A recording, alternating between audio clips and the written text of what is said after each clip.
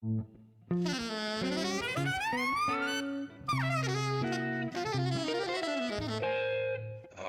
Jazz. I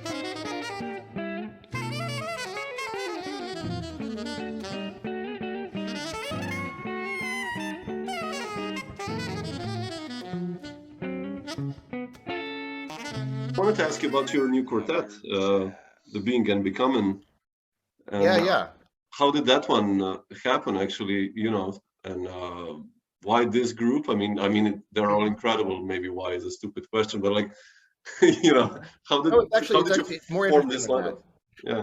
Oh, Yeah, okay. yeah. So it's more than just like pick a bunch of people and call and slap a name on it. I mean, I don't know how it started. I think I met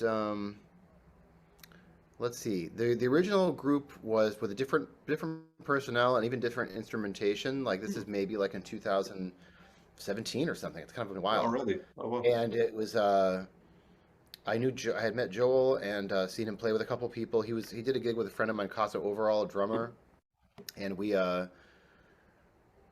I got in touch with him, and then I started this kind of slow process of it was with a drummer named Max Jaffe, who I think is on the West Coast now still, and he was doing some stuff with electronics and like sensory percussion and that kind of stuff. So I didn't really have a clear concept for the group other than I was trying just to put something really new together, new instrumentation, write some new music, and we didn't do a ton of gigs. We maybe did 4 or 5 gigs like that, and I would just workshop different compositions and bring them in, and it felt very new, and it didn't really take any specific shape, and we had some good gigs, and then what happened? Max moved, and I was like, I think I want to get a bass player for this.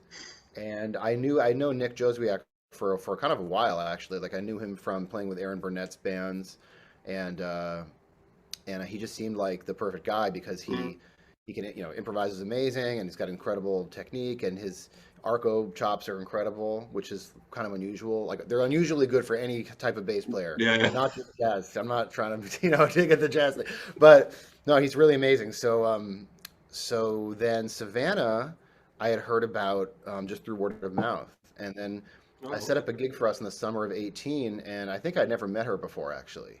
I never really heard her play, and I never met her. It wasn't an audition. It was sort of more like, let's just see if this works. Yeah. And cool. The first gig was cool, and that was kind of it.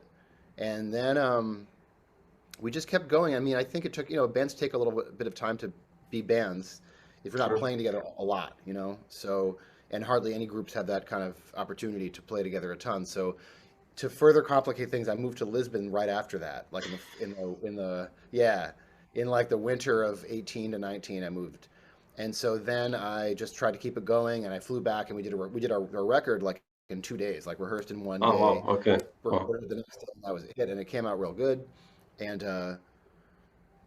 then the pandemic, we were supposed to go on tour, and the pandemic happens, and blah blah. Everyone's singing the same song. So, but it was actually kind of okay. And then I moved back to New York last year, and just kept on looking for opportunities for us to play. And every time I look for something, I try to get like a bundle of stuff. So we'll do like a couple rehearsals. They like to rehearse. They got that young energy. Okay. I like to rehearse. That's rare, yeah. And I like to write. So we've done a few of these things where we play for like multiple days, like do 3 gigs in a row or something in New York. We've done that twice, I think.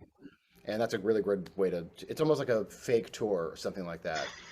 So just even recently we did we did a thing in Brooklyn where we played 3 nights. We rehearsed a bunch and then did 3 nights in a row in Brooklyn, like in December, before things got weird with the virus stuff. And it was super great. So I'm gonna keep looking for stuff like that, and it's definitely taken shape now in terms of I can't describe exactly what like it's not like a concept or something. It's not really like that. I'm sort of just following my intuition and writing music that I think is interesting to me without it being. It's always that same.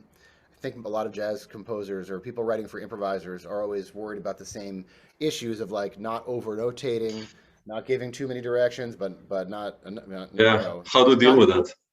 How to deal with it, and so I've done a kind of a big range of stuff with the band, and they're kind of game for all of it. So I've done some pretty I'd say pretty notated, small bits of material, but where everything's even like articulations are notated. And then we have stuff where there's no score at all. It's maybe just a few verbal instructions and that's it. Mm. And then everything in between, you know. And then more recently, I started to get, you know, that. More recently, I started to think about how the hardest thing to do is to write great music that's not hard to play.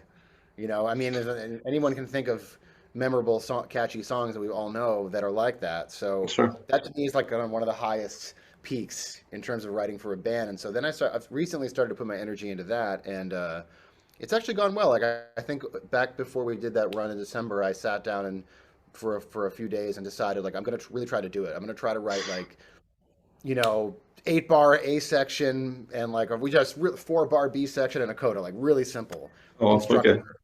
And I think I wrote like 5 or 6 of them, and then two of them ended up being actually really good tunes. So for me, that's a success, you know. So I'm always writing with that group in mind because they're so open, you know, to Yeah. different approaches and stuff. So now we have a ton of material, and I'm trying to figure out what we're gonna do, and you know, all Fantastic. this stuff. And we're playing actually next week in New York at Hunter College. There's one of these things where they're not ready to have the public come in. Yeah, So yeah. we're playing for exactly 20 Hunter College students in this big auditorium. Yeah, it'll be Wow. cool. That's Yeah, gotta be cool. I think No, we're gonna but play everything we have, like 2 hours of stuff or something like that. beautiful, man. Yeah. But does writing come easy to you? Like composition, like No, good tunes just, e- or is it like a process? it's a painful. It's a process that involves agonizing about every single damn thing. I mean, not just the notes, but you know, your own self-worth and your place in the music. I mean, all this stuff. These like characters are on your shoulder trying to get at you, you know? And so, I mean, I think that's why people must, I mean, including myself, love improvising because like you don't really have time for that stuff. Like you're just involved. But there's certain types of things you can't really achieve by only Yeah, improvising. That's just yeah, the reality of it. And I used to when I first moved to New York, I was very enamored with completely free improvisation. I mean, not just from a musical angle, but also from kind of social political angle too. And I learned a lot from. I got really involved in that music, and still am to an extent. And I learned a lot from it. But as a creative person, I want more out of life than sure. that. So I have to just admit to myself, like I like to compose, and it's one of those things almost like if I don't do it, nobody else is going to do it. Like the kinds of things that I want to write, I don't. There's a comedian named Bill Burr. You ever heard of this guy? I love this guy. I love Okay, one of my favorite guys, really. he's amazing. I saw him actually. I saw his Patrice O'Neill benefit last week in New York. Oh wow. Oh He's man. great, and he had one of his appearances on Conan O'Brien. He's saying just making going off on tangents, and Conan O'Brien is like, "What are you talking about?" And Bill Burr says, "Everything that I'm saying makes total sense to me." So when I'm writing these compositions and I'm putting together these things, to me it's just normal. Like, yeah, this is what music is supposed to be. This is how it goes. And I realize that's not how everybody looks at it, which is maybe why people want to listen to it in the first place. Um, so, so yeah, it's almost like I'm just trying to create these environments for the Mm, musician that yeah. makes sense and are challenging and all that stuff. But I don't. It's weird because I kind of try to separate myself from it a little bit, and I'm learning more and more not to question what it is. I'm like, for me Yeah. personally, I'm not really, and it took me a long time to really just. I think I'm finally accepting it. Is that like having, like, I don't think the music I write is especially like abstract or like cold, but it's not narrative and it's not really about stuff on the surface. Like, I don't sit down usually and say it's about this thing in my life or this experience. Yeah. And even after I write it, I still don't know. I have no idea. And I'm definitely the kind of person that I'm happy with the idea that artists don't really know the whole picture of what they're doing. Especially if you start to get into the idea that you're kind of channeling something. You're not really in charge. You're Mm, kind of you're letting something happen. You're not making it happen. So getting more comfortable with that idea and accepting it as a composer has been helpful to me.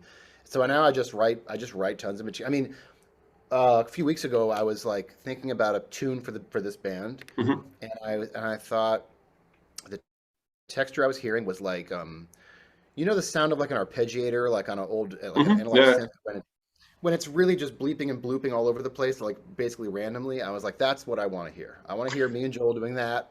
on top of some kind of really simple beat, actually. You know, almost like that, just that contrast. And so what did I do? I found a nice website that generates just strings of random numbers, and then I assign that to like different ranges of the piano, and then Okay. wrote this little. I played it really slow with some. I numbered all the notes on the piano, played it really slow with spaces that I'm improvising. Very, very simple. Just basically like you'd say like eighth notes or steady pulsations with occasional breaks, but really like quarter note equals 30 or something like this. And then I recorded it, sped it up, edited it a little bit, and then it's like, boom, I have a song. But then it was That's good. what I really need to do is I need to write a full-on like 20-minute piece for MIDI piano. That's what I really want to do. I don't know why, but I have to do it, and so that's what I'm doing right now. And Oh man, okay. I know it's going to be cool, and I don't know why I'm doing it, but it's actually I've been doing this for a couple weeks now. It's a very joyous process, maybe more so than a lot of other times that I've been writing. So I'm trying just to enjoy it and write the things that I want to write. I mean, I read something recently that 90% of doing anything creative is just finishing it. You know, just actually seeing it through and finishing it. And I generate a lot of stuff that I don't finish. For everything that you know about that I've finished, there's a million things that I started and didn't. So I'm trying to be better about that, you know. So yes, so I'm just learning not to question it. Just do what I want to do, what I want to do the way I want to do it, and try not to be an asshole about it with my bands. And they're it's very collaborative actually. Like, oh really? yeah. I mean, they don't always know what I'm going for, but I've gotten better at just telling them instead of being like, because I think I think a lot of band leaders want to be like something they're not. Like you want to be like this Miles Davis thing of like, yeah, you don't say anything and it just works out. It's like not everyone's like that. No, that's just the reality of it. Like not everyone functions like that, and then some people are really autocratic, just giving what they want. They want to be super specific. They find a rigor in being super specific, but that doesn't really help either. That's not honest either. So I'm just trying to be myself, and with the band, and they're usually down to try whatever I want, even if they don't get why. And then for me, the satisfaction is when it works, and they're like, okay, cool. I think I sort of see what you're asking from us, you know. Yeah. And Joel is taken on a bit of like almost like a music director role in the band a little bit, where he's like, okay, I think you're behind, and like not judging. I think you might be behind, and I think you might be ahead, and we can do it however. But I think that might be the source of this this particular conflict and music stuff like that. Oh, that's good to have for the music. It's almost like take some of the heat off me, because this stuff's hard for me too. I mean, I don't write with a trumpet in my hand almost ever. So I'm not really thinking about like, yeah, this is gonna sound really good for me. Hopefully it'll sound good on the trumpet if I play it right, but I'm not really thinking about it in those terms, you know.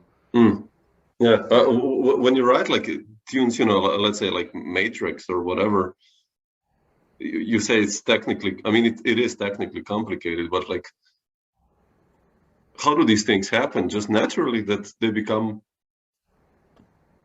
the lines complicated and rhythmically sometimes, and like, overlayering or.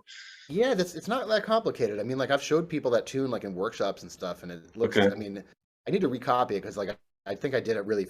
I wrote that tune really really fast, but no, it's really simple. That song is basically like a little, almost like an algorithm, like a simple little pattern where there's like longs and shorts, and the short keeps moving back. Okay. And then I flipped it so all the shorts become long and all the longs become short. And then I just put them back to back. So it creates this kind of like almost like a DNA strand of rhythmic patterns. And that's the whole piece is basically just that at different tempos with different orchestration. Because like the orchestration, I never really did a record like that before, where I came in with we only had one day. I think we had like 7 hours to knock this record out. And I was just a bit more like, all right, plink below the bridge, and I'm going to do it with the mute, and then you play with brushes, and boom, we did like 2 takes, and then, okay, go on to the next thing. I mean, I've recorded a little bit for John Zorn, and like, he can be like that, where it's like, he knows exactly what he wants, he just tells you and you do it, and he'll even edit the pieces together. He'll leave the studio of a recording session with like a finished record, like mixed, edited, everything, because he's doing everything like, in sequence, you know, like the entire thing. And so I normally wouldn't work like that, but that's how I did it. I kind of did it like that for this album. So Matrix is basically just this kind of sequence of longs and short beats and I wrote some melodies and harmonies on top, and Yeah. then orchestrated, and then tried to find interesting ways to orchestrate it. Like I said, just sounds that I think will make sense and things that I want to hear, even if they're a bit, you know, like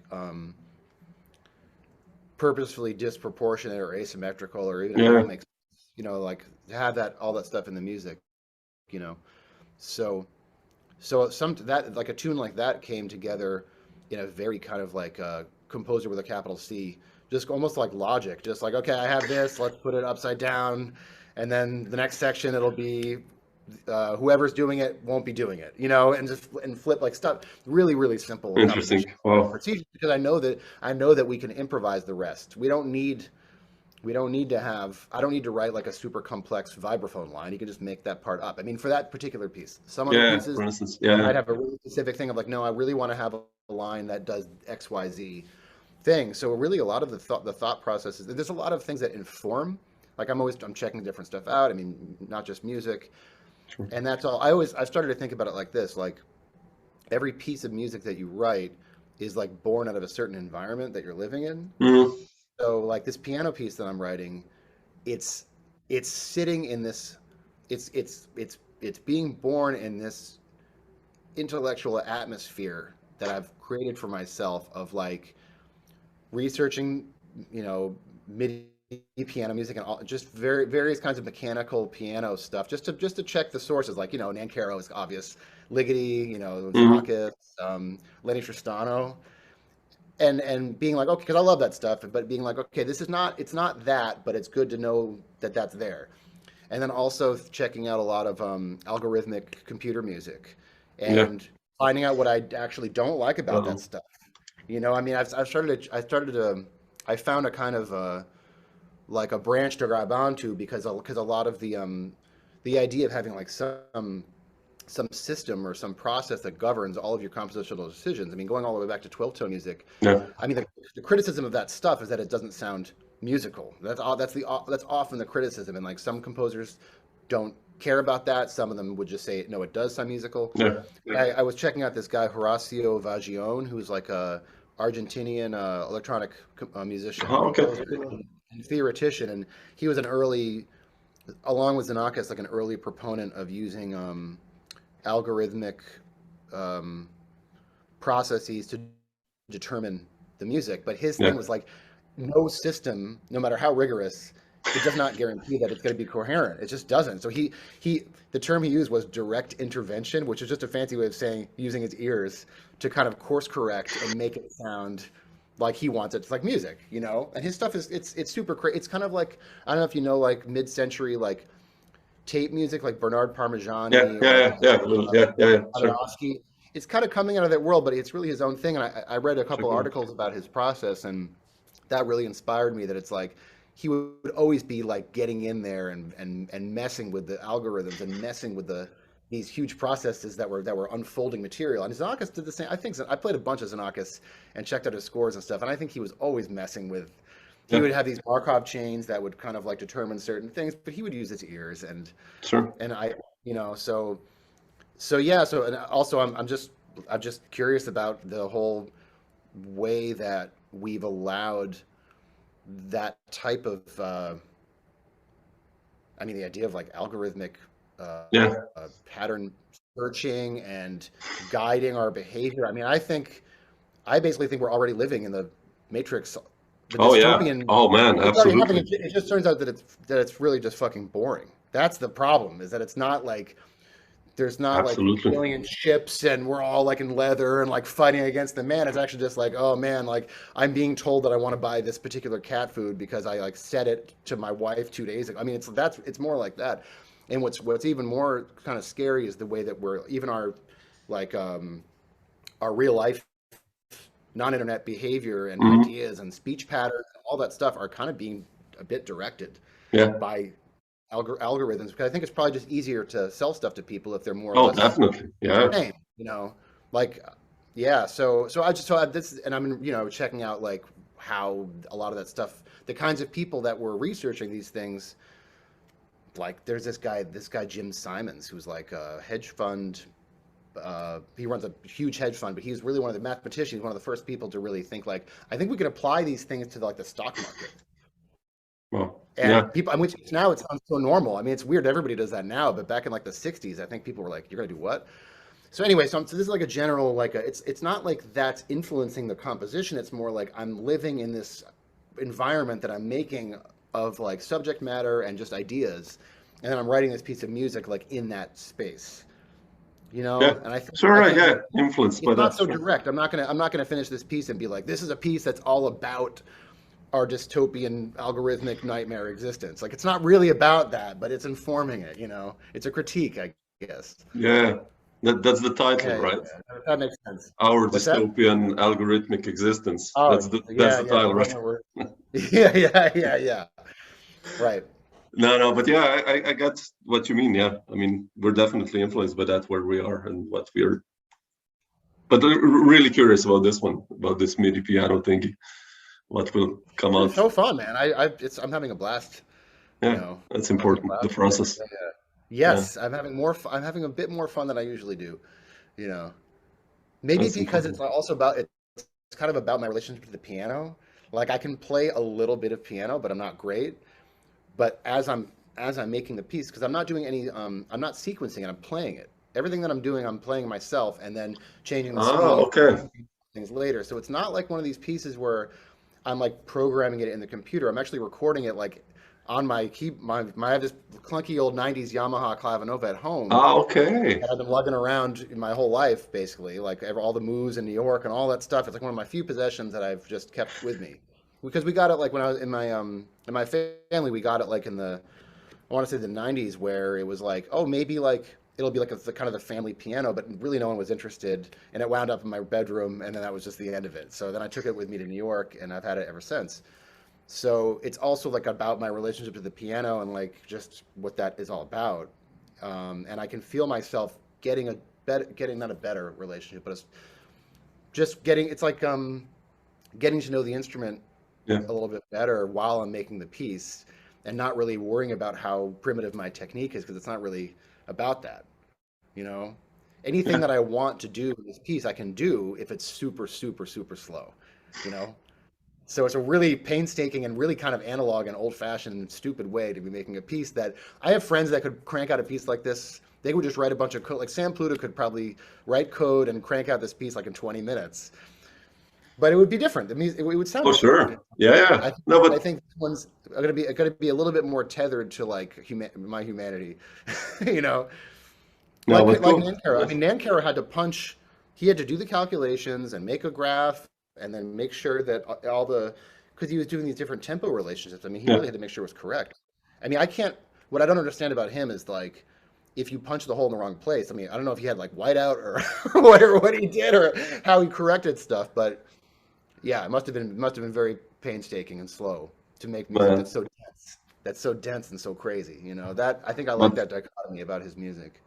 quite cool. Quite cool that you Yeah, love the process now. yeah, That's so yeah, important. That yeah, sometimes we're overshadowed by not doing this, enjoying yeah. actually You know, the I the mean, process many times. It's just like we have to do it. But exactly. yeah, Yeah, but like I said, if you enjoy the process too much, then you never finish anything. So that could be. I mean, yeah. this composer Eric Wubbles. Have you heard of this guy? No. He's about my age. He's really I think one of the great living composers, like Oh, my okay. like Check it out. Yeah. kind of world, and an amazing piano player and improviser also. And I was telling him about my process a couple years ago, and I asked him because I look at him as like a real like a serious composer. You know, he writes tons of chamber music, and I told him that part of what I do is I have like a big. I don't have anything here with me, but like a huge piece of paper or like a what do you call it? Like a cork board Hmm. that I paste Yeah. stuff, and I'll all the stuff will kind of go on there, not really in any sequence. And it's like, oh yeah, like a police procedural board, like a detective show. You know, they're trying to show like, all right, there's like the main guy, there's all these other guys, and who's that guy with a question mark on his face? It kind of starts off looking like that. That's kind of how I write. It's all by hand. It's all just a huge, That's good, man. Yeah, I love and then that. it's like slowly moving the things into place. And like by the time I'm done with it, I try to whittle it down to the least amount of information that I can. but it's not efficient. This is not an efficient process. It just works for me. Yeah, So yeah, yeah. whatever works. That's Yeah. yeah, yeah. I wanted to ask you, Peter, about, during this process of writing, where do you find time to practice the trumpet, and what do you Yeah. work now? And I said, listen to Into the Silence, and you know, your solo trumpet playing, it's like, yeah, you set the bar, like, yeah, for yourself and other players to a really high level. But where are you now with solo trumpet? I mean, and Yeah, I mean, when I'm really in a deep writing thing, I have to like remember to practice to keep my chops in shape. You know, I mean, it is really like that. I think that's normal, but sure. I uh, I don't know. I mean, it's actually kind of the same. I mean, when I'm practicing Mm, stuff that's like for the context of solo trumpet, I'm not really practicing. Of course, I have to make sure that I can like achieve the things that I'm trying to achieve, which that's a certain type of like trumpet practice. But that's really like a side thing. Like really what I'm doing is I'm composing or I'm trying to like because I like to improvise when I do solo concerts, like I don't yeah, really like to have long sequences of material set. I just don't that to me is like not spiritually where I think the music really starts to tick, you know, where it really lives. So if I can accept that what I need to do is I need to practice compositional material or processes that are so flexible and so ingrained that I can just get up and start playing. yeah, And so that's a different type of I think that's composing in a way. yeah, It's yeah, kind of sure. Instant kind of, yeah, you're getting like you're getting little things in place so that you can compose with them live. It's I look at it more like that. So it's more like the practicing is like sometimes it's a technical thing, but a lot of times it's a more of a mental thing of like learning how to juggle whatever it is I'm practicing in my mind so that it feels a little bit more comfortable to me, so that I can improvise. You yeah, know, it's like it's almost like if you're learning a tune or something like that. You want to yeah, get yeah, it yeah, so that you don't even worry about like what happens in bar five. You just know, and you can float over it, or you can go through it, or whatever. You know, so this is different because it's more like disassembled puzzle pieces. I'm practicing all the little puzzle pieces by themselves with the intention of letting it get completely screwed up when yeah, I'm yeah, sure. improvising. Like I actually like, I often like when the things that I've practiced collide and produce some third thing that I didn't know. That's surprising to me. I mean, that's for me. That's part of the whole point. Is like I feel like if I'm surprised by what I'm doing and I'm super engaged, probably it'll be good for the audience too. Yeah, They might not like it, you know. They might, or they might. I don't know. But it seems to me that my like most successful performances aren't when everybody loves it. It's more when I'm super engaged in what I'm doing. yeah, It's like comedians are like that too, and then you can feel the audience is engaged too, and then you start, especially with solo stuff, you can if you do enough gigs, you start to really get a sixth sense of like what is going on in the room. So yeah, I haven't done that many solo concerts recently, so but I do remember really specific gig like in Porto in Portugal a few years ago where it was a pretty small room, maybe like 100 people, 150 people or something, and totally acoustic. And I was playing, and there was a moment where I just a quick little sensation of like, oh, cool, I can kind of do anything I want now. Like I've earned their trust, and it was just a pheromonal kind of thing. Like I've earned their trust. They're down. They're really like listening to this, whatever this weird story is, and they're down for whatever happens next, you know. mm, And you can that's feel when people beautiful. aren't. You can definitely feel when people are not. Like can this guy really play, or like, or whatever it is, you know. Or I wish that it sounded like the last time I heard him play, like all kinds of stuff, Yeah, you know. And you try yeah. to ignore all that, but you definitely notice when people aren't paying attention or when their attention drifts. And I'm not talking about they pull out their phones. Like I'm just talking about you just feel it No, no, in sure. Yeah, the room, you know. yeah, yeah. But Yeah. was it heavy So for you? the practice. What's that? When you started playing solo trumpet, you know, like playing solo piano or guitar, it's a completely different beast, you know, with harmony. But like solo trumpet, what was it like for you in the beginning when you started doing this? How did? It was like a combination of being really scary, but also I liked it. And I think I Mm, liked the fact that it was a little scary, but it wasn't.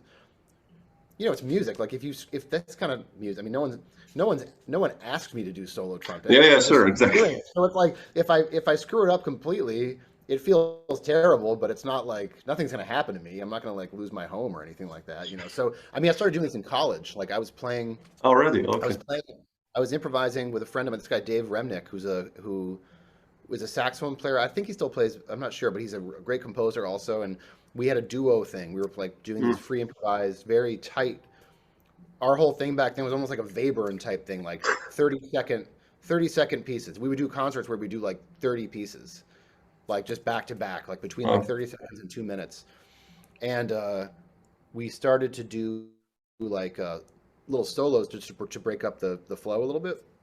So I would do like 2 minute solo, 5 minute solo, okay. and I liked the way that it felt. And then it just kind of kept going from there. And then eventually there was a point where I thought, because I was getting into like Braxton and Cecil Yeah, Taylor, but also the horn players like Evan Parker and John Butcher and Zorn, and I was like, I want to do stuff like that. I mean, it really made a huge impact on me. Like the whole idea of it, of just people sure. forging their own language and their own, not just the technical this part of it, but their own musical language that has to do with their instrument and what the instrument feeds them, and that the like Mm. Yeah, sort of biomechanical feedback is part of the actual musical content.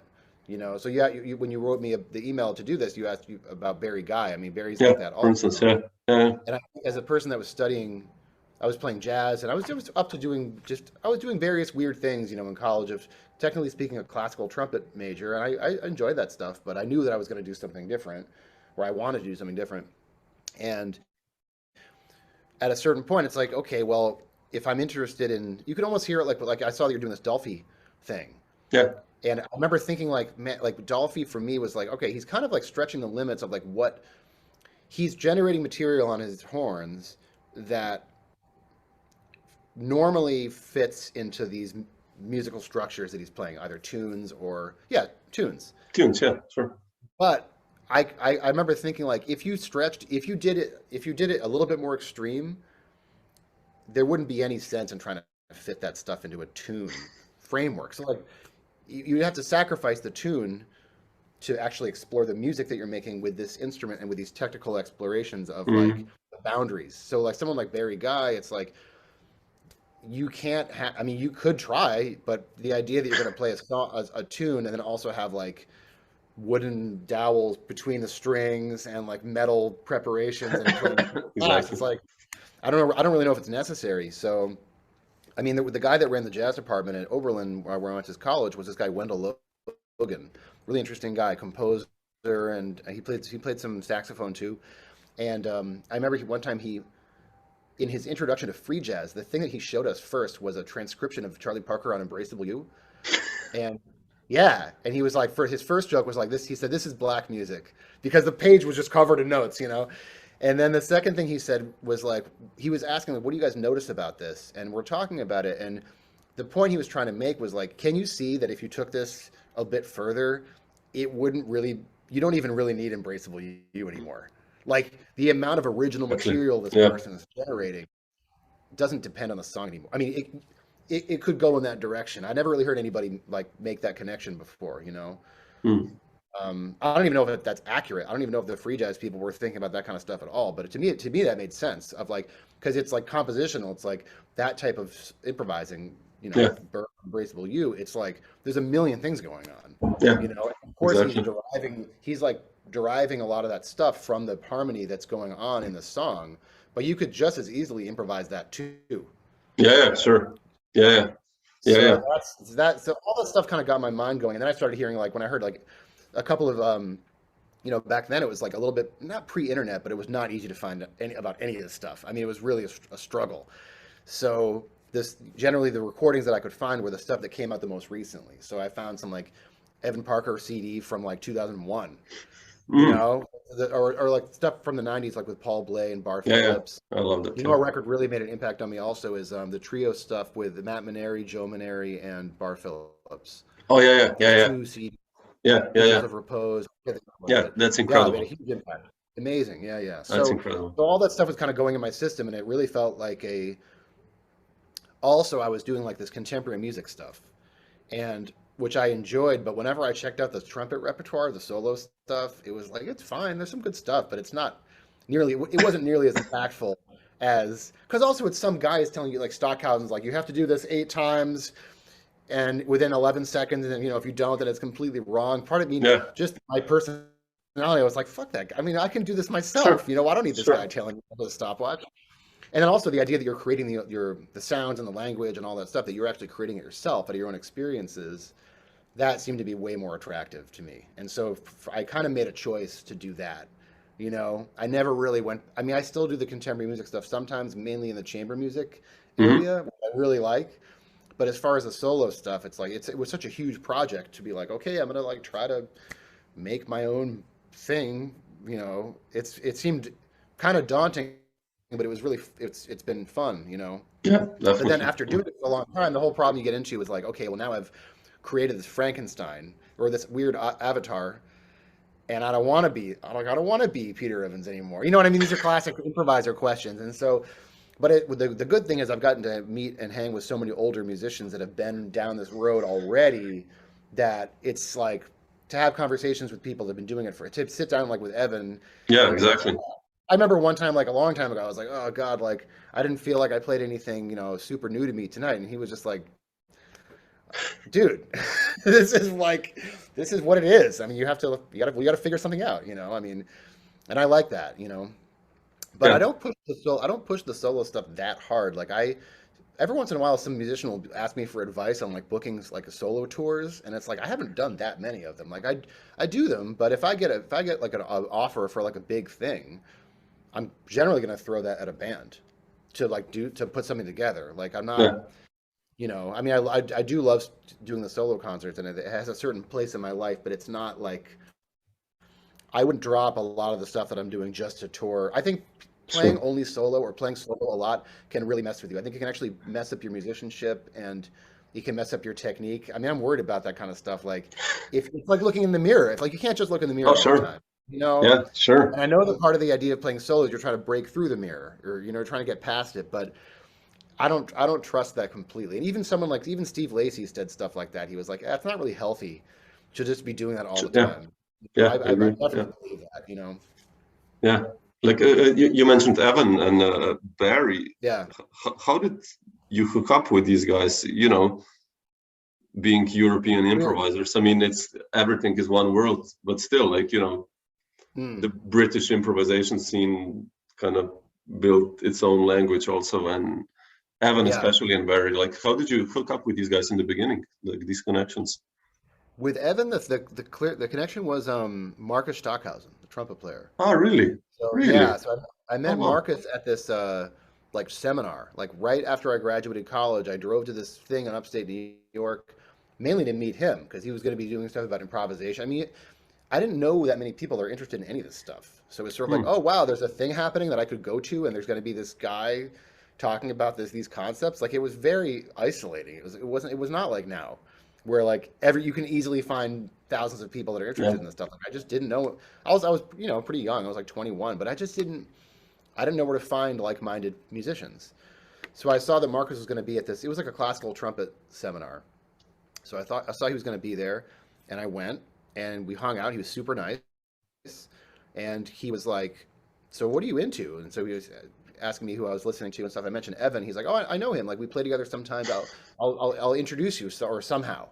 So then maybe fast forward like less than a year later, I was living in New York, and Marcus, I don't know, it wasn't like an E introduction. Like people didn't even do that back then. It was like CC. I don't even I don't know if Yeah, yeah. technology existed or whatever. No, so Evan was playing at a memorial concert for Paul Haynes, the poet that did like the Escalator Over the Hill poetry and stuff, and so I went up. He played the gig, and I went up to him, and I was like, "Hey, I'm this kid, blah blah blah." And he's like, "Yeah, I heard about you from Marcus."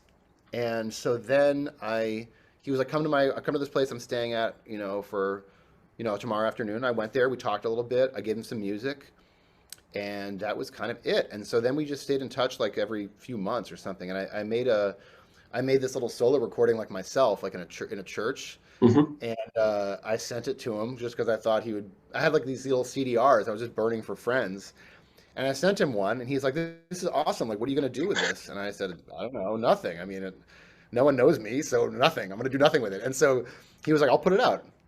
And he was like, "I think this is really Oh, good. I'm going to put this out." And I was like, "Wow, okay." So he put it out, and then that kind of snowballed. I mean, that really led to a lot of stuff. I mean, it's weird to think of like an album of like experimental improvised trumpet music, whatever you want to call it, having like any impact at all. You know, I mean, to me, it still seems kind of insane, but you know, the right people heard it. I think because of Evan's like imprint, like you know, yeah. he was running this really. I mean, his label was awesome. Like the PSI label he was running was super great. So people were checking out those CDs, and so the right people heard that album, and then I started to get a couple of. I didn't get gig offers, but I was people knew that it existed, which is a huge.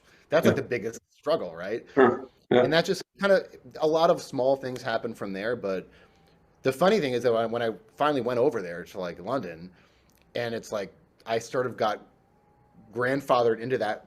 I mean, that's a very specific world. I started to meet not just Evan, but also people like Steve Beresford and like Roger Turner and like Yeah.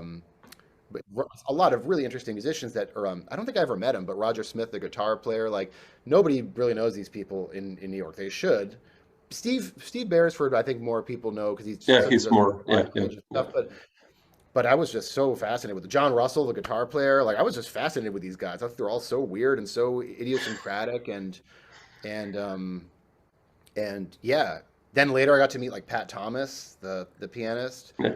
who is also all over the place in terms of like style and more, very eclectic. So yeah, I just got accepted into that world to an extent, you know. And then once I was there, it just one thing led to another in a way. I Sure. mean, Barry, and because of that trio that Evan has always had with Paul and Barry, and they have a kind of tradition of inviting guests to join. There was a point where it's like, "Hey, do you want to join us for like a gig or something?" And it was super Mm. fun. It was a bit scary. I mean, there's that weird thing of like, I mean, I just did a gig a couple weeks ago with Dave Liebman, and Oh yeah, I saw that in Smalls, right? yeah, it was amazing. And one of Yeah, the that things was about it so was cool. Yeah. it was really fun and like it's one of these things in this. I don't know how many other fields, not just in music, but just in general, have this dynamic of like it's normal. It's pretty normal in jazz that or improvised music, whatever you want to call it, that the people that you kind of like latch onto, if you if you really follow through and you can figure out how to play, it's not that uncommon that you would actually wind up like playing with those people. Like that's kind of how Yeah. it works Sure. in a way, which is really weird. And so then the weird thing about it is that it's not like working for a company where they're like your boss. You're on the stage with them, and you're supposed to be co-creating this music and pretend that you're equals. You actually have to really believe it for the Yeah. music to work. And also, the types of older musicians that seem magnetized to me are not the kinds of guys that tell me what to do or what not to do. I mean, they want me to be me. Sure. But at the same time, you want to be like reverent or you want to be respectful, but then you have to kind of not be in order Yeah, that's funny. to Yeah. give them the thing that they're asking for, which is for you to be yourself. So you have to be not reading the situation. 'Cause that sounds more calculated. It's more like you have to just trust, I guess, just trust the whole process, trust the whole thing. Yeah. And I think it's gotten a little bit easier over the years. But when I first got on stage with Evan and Barry and Paul, I was like, what am I doing here? He's like, what the hell? You know what I mean? It's like, so am I supposed to just like ruin their whole thing? Like, because they have a certain language. It's like if I get into it and I start messing it up, but then you start to realize, no, they want you to mess it up. That's why they invited you. So with Liebman, I had a tinge of that also. I'm like, I can't believe I'm on stage with this guy, but I guess he wants me to be here flapping my gums. So, and he was amazing. Like he didn't say anything to me. You know, it was just like, all right, cool. You know, he said only nice things.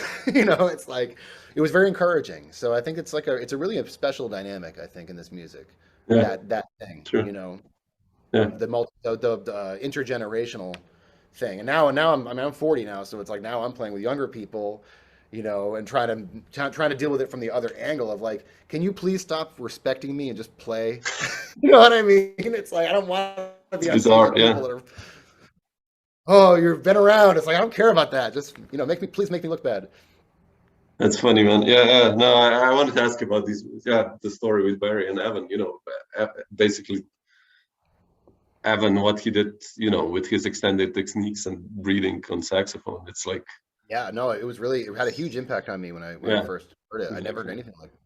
I never heard anything. I heard I'd heard, at that point I had heard very few things that were so complete in their conception. Yeah, Because there's a lot of people doing weird technical stuff. I mean, and there always have been. But there was something about the really the integration of the techniques and the music.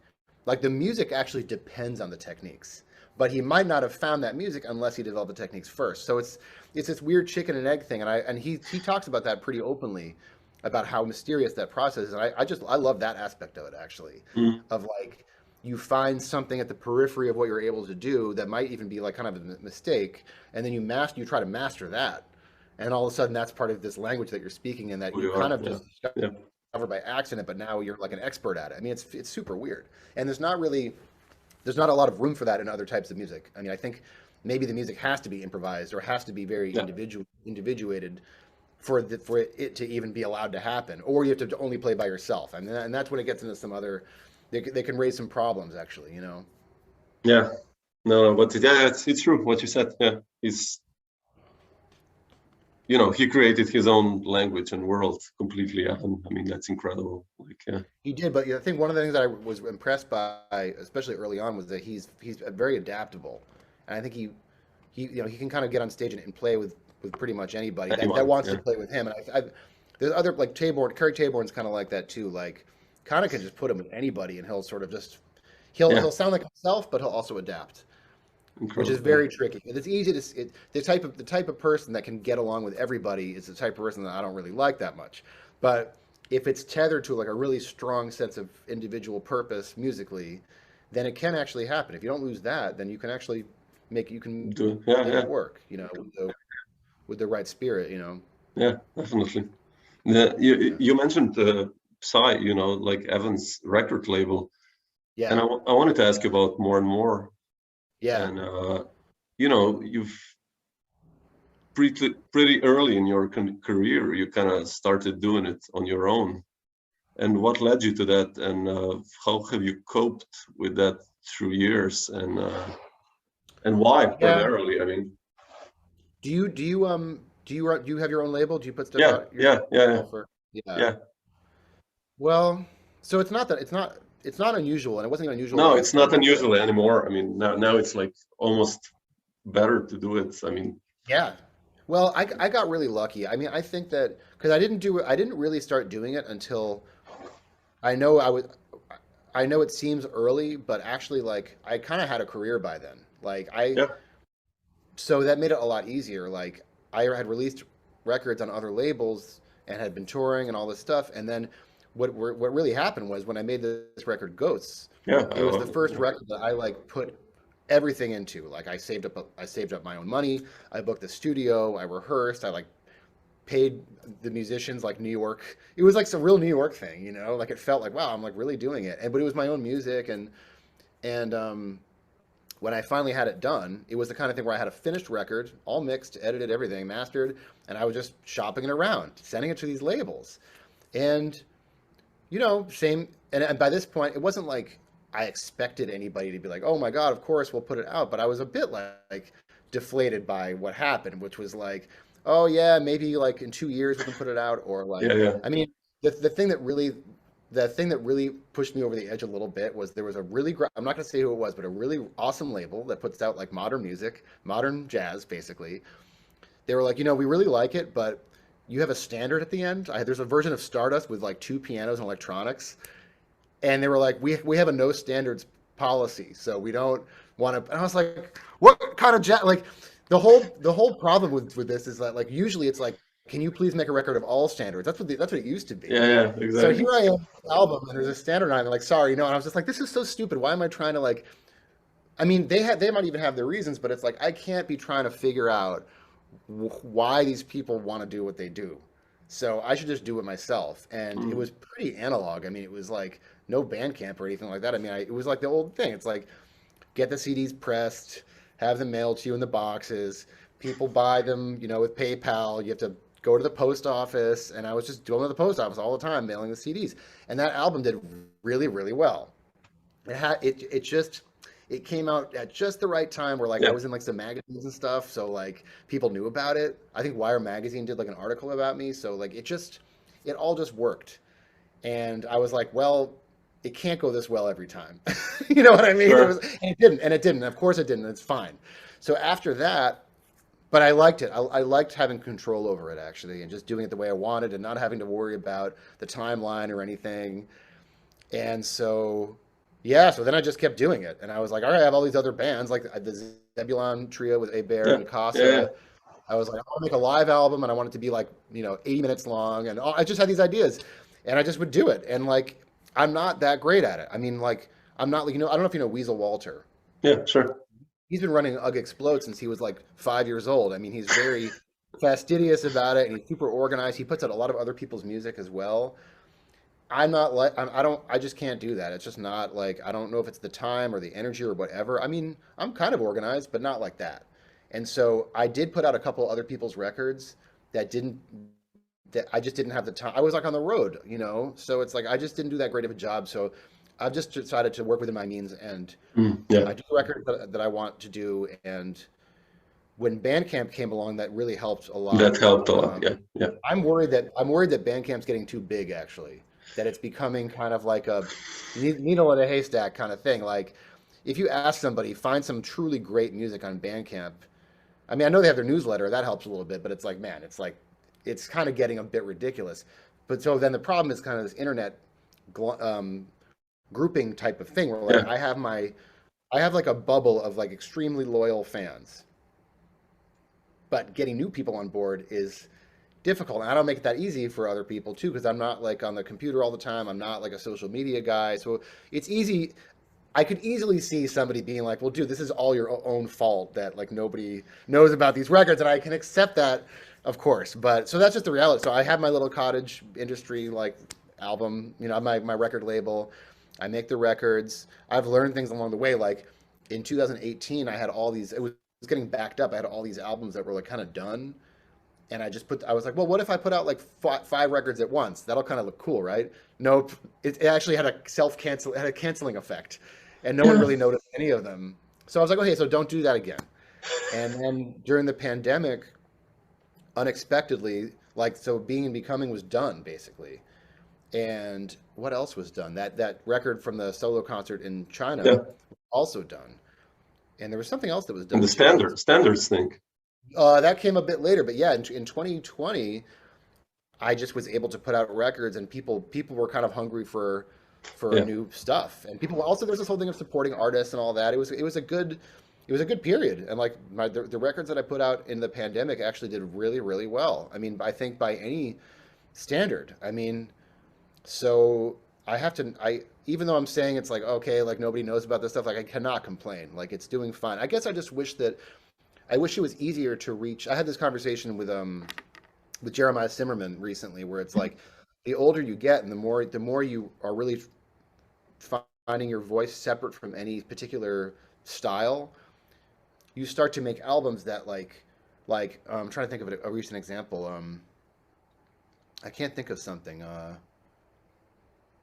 Maybe this album Horizons that I did with like synthesizer and voice and make an album that might have more in common with like someone that's into like experimental EDM and like Tangerine Yeah. Dream stuff like that than jazz. But it's like that's a whole other subculture of audience, and it's like how am I going to reach those people? I'm not in that world at all.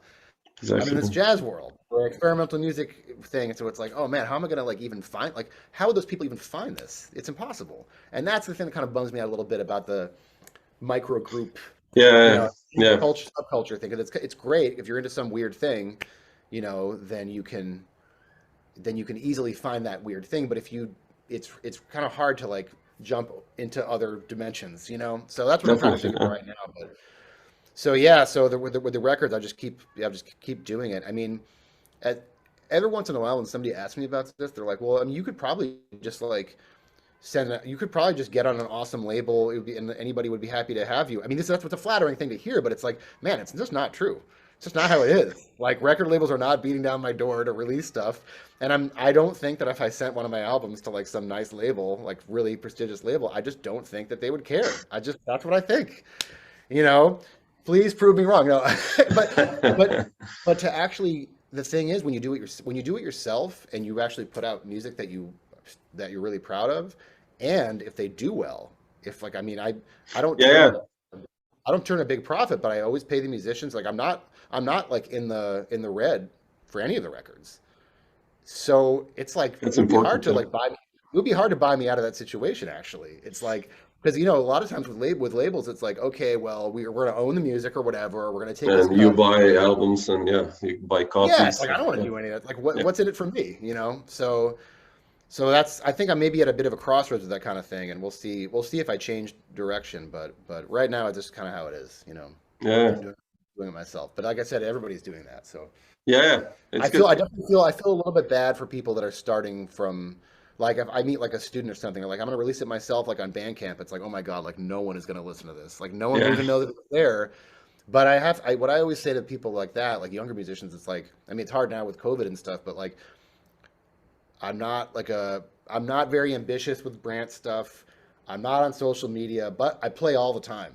And I've always Yeah. been like that. So I feel like for me, it's like if you just get out there and play a lot and like try to sound good, then people will know about what you do maybe that way instead of having to like schmooze online, or whatever. Yeah, I So agree. I mean, Definitely. yeah. So I don't know. Definitely Yeah. agree. Yeah. How long have you been running the label that you have? Or Uh, yeah, shit. Yeah, 10 years 10 years? also. Yeah. Yeah. Yeah, Nice. more. Are you happy And with it? it's, yeah, I have to knock on wood, like more and more. Like you said on Bandcamp, you get this bubble of people and Yeah. it's bubbling up also, you do a project, you get few New new people. Yeah. followers or whatever, and then they Yeah. hear new stuff. And I mean, I can't complain. It's surprisingly Work out. good. Yeah. Yeah. Compared to the label situation, which is nowadays, I mean, I'm releasing still some on Clean Feed and Not Do and Hmm. Fundacja Slucha or whatever, but it's like, then, you look at things, so what does a label bring to Yeah. the table more than I do, because Yeah. through years we all established connections with some critics and magazines or reviewers or whatever. And Hmm. at this stage in your life, I think it's, yeah, like you do, it's maybe even better, yeah, do it on your own. Yeah. I don't know. Yeah. Well, that's something I've Especially in noticed. improvised music, so. Yeah. Yeah. Yeah. Yeah. Something I've also noticed, you mentioned the press stuff. It's like, maybe it's just me, but I've noticed that stuff doesn't really matter as much as it used to. It used to be like, you True. got to get the reviews, man. You got to get the reviews. And it's like, I've had records that have done very well. Like, The Being and Becoming has almost 0 reviews. And like, Really? yeah, almost Wow. 0. Yeah, which I can't say that it bothers me. I mean, any way that new people could find out about the record and get it, I would be happy if they could hear the music. Obviously. Yeah. But as far as like the pride of having a good review, it's like, well, I mean, it doesn't really seem to make a dent, actually. I've also had good reviews that don't lead to anything. I mean, it's complicated. It's not like companies wouldn't spend all the money they spend on advertising if it didn't have some effect. But I think there must be some kind of saturation point. Yeah. If you just throw money at advertising, if you took like one of my albums, one of your albums, and threw like so my wife works in like online sales kind of, Mhm. so I know a little bit about just like what it would take if you threw like $500,000 at advertising for one of our records. It's like, yes, people would definitely know about it. Oh, sure. But it's like people would know about it. It probably would have it would have an effect, absolutely. But it's like in a game like this, it's all about the long term. It's like, what are you gonna do for the next record? That's why I was really not. I really was skeptical of the whole Kickstarter thing. Mhm. Like, I think that I don't know if that is still going on, but I'd meet some musician that would be like, yeah, I'm doing this like fundraiser campaign for this album. I'm gonna raise like $20,000 and make like an album with like string quartet and like choir and like jazz trio. And it's like, well, that sounds amazing, but what are you gonna do for your next record? You know what I mean? It's like you're gonna hit up all your friends again it's like it's a bit like it's Yeah. kind of a one. I always looked at it as like a one-shot deal. So Yeah. like with paying people to do advertising or like the press agent, that's a racket also, like of paying someone to like, it's like I don't know. Man, If I I really did it. What's I that? went. I tried for did. this new record. I always done it on my own. Like sending it to reviewers or whatever. And except if if you're on Clean Feet or whatever on the label, they kind of do it. They have a list and all that, yeah. Yeah, and I was like, well, for this new Dolphy project, okay, I'll try these PR people or whatever they do. Let's see. Okay, man. Felt like it was a waste of money. I didn't decide for it. You didn't do it. Okay. Luckily, no, because like the amount of money that they set and what like you would get for like something like two. Yeah, exactly, like 3,000, let's say, yeah. And what they do, and I was like, man, I do this on my own always. I've always done it. Like, there's nothing new, actually. Like. Yeah. So I mean, we could. Bizarre. Hey, it's in this kind of like post-fact era. I mean, why we should just be writing our own reviews under different names and stuff. I mean, just go full on fake, just misinformation. We should be doing misinformation campaigns for all of our records. Why not? I mean, who cares? At this point, really, who cares? It's but true, to be less cynical about it, like the record that I did in China, that is something that would never happen without that label. I mean, it's like one of those things where like the label, kind of remember when Clean Feet had the store? Mm-hmm.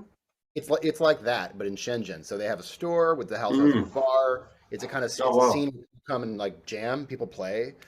They actually broadcast gigs like on this huge screen there. Oh, wow. That's beautiful. And right around the corner is this big venue in this super weird like real estate complex like in the city of Shenzhen. That's almost like this mini city. I mean, it's super out, this whole place, but it was amazing. And the guys that run this store are super psyched about this music. And the thing I was really surprised about was the audience was all young people. It was like that Into the Silence, that concert.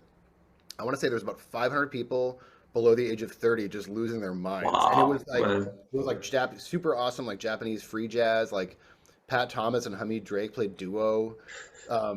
Those guys, the two Vladimirs from Lithuania, Tarasov and and the other guy, it's a drummer and a sax. They had this whole electroacoustic, the rite of spring that they do. I mean, the whole thing was completely insane, and people loved it, and they bought all the merch, and then there was a huge party at the bar afterwards where we all played together and like jammed and stuff, and people were pretty knowledgeable actually about the.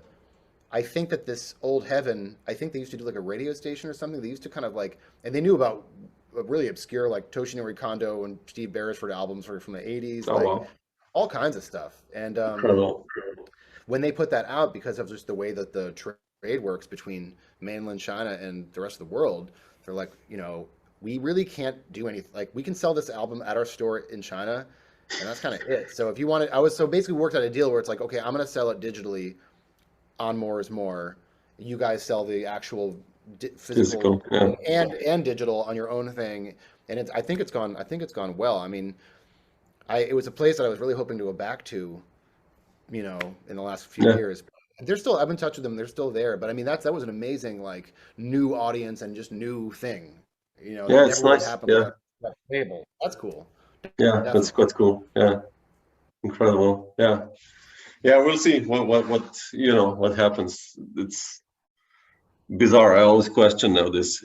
Also the idea of an album. Like when I speak to older artists, like they used to bring an album, and it was like a whole thing. Now it's just like you release 5 or 4. I don't care anymore. It's just like where you are at a certain stage in your life. You just put this music out. Like I think the whole concept of like only focusing on one album, it's gone maybe for us, our generation. You mean like the thing of like having like a 45 or 60-minute record? Like every 2 years I'll do a record as a leader now. Completely gone now. I don't know. I mean, because it also was this thing of like when I started, there was this, nobody really said this though. So I mean, I wonder how much of these pressures are self-imposed, because no one ever told me that that's the way it goes, but it just seemed like you make a record and then you try to tour it and you play the shit that's on the record. Yeah. But then after a certain time, I was like, no, I don't think anybody really cares. Exactly. They don't. It's fine. You can play whatever you want as long as it's a good show. Yeah. Or people come up and like, is what's on the record the same as what you played? It's like, sure. Yeah, exactly. Even if it's the same tunes, it's like, I mean, even if it's the same tunes, it's probably not going to sound the same. But I don't know. I think that industry stuff. I mean, what I think what I hope is going to happen, watching like stuff happen with like NFTs and like increasingly abstract ways that people are dealing with like commodified media, Mm. it just seems to me that like authenticity is like the mount. Authenticity is always this kind of like receding, ever receding frontier that we're like trying to get at, and it could be that it could be that the final frontier of authenticity is just a live show, and that Yeah, actually will probably. become that will become the thing that people actually really want to pay for, that you cannot get any other way. Yeah, You let's hope can't so, you can't copy in and a way. paste it. You can't make an NFT out of it. I mean, I would love to see an NFT of a live gig, like the, you know what I mean? But I'm hoping that that's kind of where things are going to go, or where they could go. I think things are always going multiple directions. So it's not going to go in one direction. But back last year, I did this thing in New York that was like these performances, 10-minute performances for one person at a time, and it was interesting. It was pretty cool. And you do a bunch of them. I think I did like 15 of them or something in 2 days. Oh, wow. And I was like, this could be cool. I mean, I don't know. There was other institutions kind of running it, so I don't really know the details of how the money worked or any of that stuff. But it was interesting, and it's like, yeah, that to me is going to always probably remain the most interesting thing, is Yeah, the actual live sure. performance. But I listen to so much recorded music, so it's like I need to sometimes check myself and remember like the way that things are getting to me that I enjoy so much. It probably would be a good idea for me to remember that I should be trying to get them back out to that. I should be getting my stuff out to people along those same channels. So like for me, like I listen to a lot of stuff on YouTube. I found a lot of stuff on YouTube, Mm. and Yeah, I don't. I just forget that I should be like putting stuff on there as like kind of like an open radio channel or something, just for people to listen to stuff. yeah, Um, I agree. Yeah, yeah, I found a lot of stuff through there. Yeah, yeah, yeah, we'll see. Anyway, yeah, cool, yeah, cool, man. Peter. Nice to hear you Cool. share some of this Yes, stuff. I will, yeah, industry talk with Samo and Peter. All right, we did yeah, it. we'll not take more of your time. So, No, it's all good. Fun chat, yeah, man. yeah. So thanks for sharing some of the ideas. So beautiful. Cool. Great. Yeah, We'll stay in touch. I hope to see you yeah. Let's see. on some point. Cool, man. Yeah. Great. All right. Thanks, Thanks a Peter. lot.